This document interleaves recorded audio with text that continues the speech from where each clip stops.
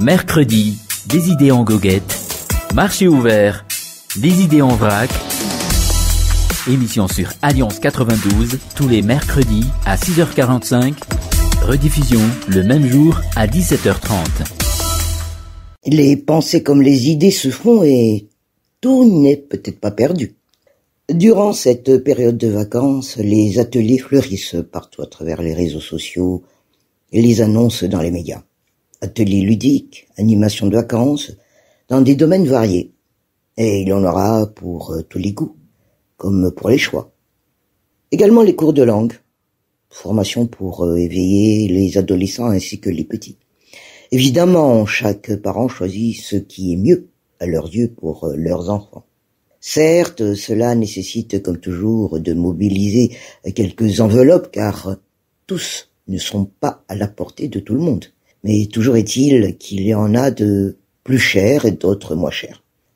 On ne peut pas non plus, Joe Patricius, écarter que des pseudo-éducateurs profitent de la malléabilité, comme on le dit, de certains parents dans ce contexte. Il faut donc savoir différencier le bon grain de l'ivraie, car il existe de vrais ateliers, et les faux semblants. Ce qui est intéressant dans tout cela, c'est que les parents pensent déjà à l'avenir de leur progéniture et que si, auparavant, les périodes consistaient à tout laisser et s'évader, la plupart des parents choisissent, et tentent aujourd'hui même, de tirer profit de ce moment. Et c'est de bon augure pour la future génération. Et de ce côté-là, on ne peut qu'être optimiste, même si l'individualité prime de plus en plus au profit de l'intérêt général.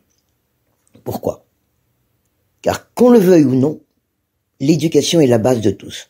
Si une grande partie des changements n'aboutissent pas aujourd'hui, c'est que, quelque part, il existe une faille en matière d'éducation.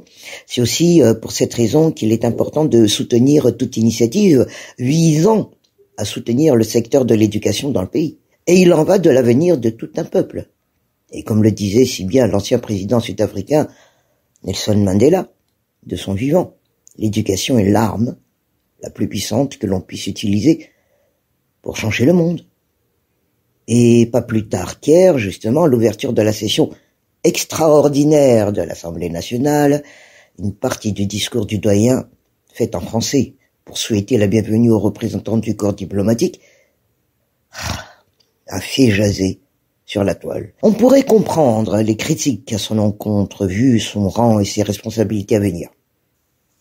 Sauf que le fait de ne pas parler une langue étrangère correctement n'est peut-être pas une fatalité là où il a été élu député, et plus important encore, il a reçu l'onction populaire pour les représenter avec ses forces et ses faiblesses.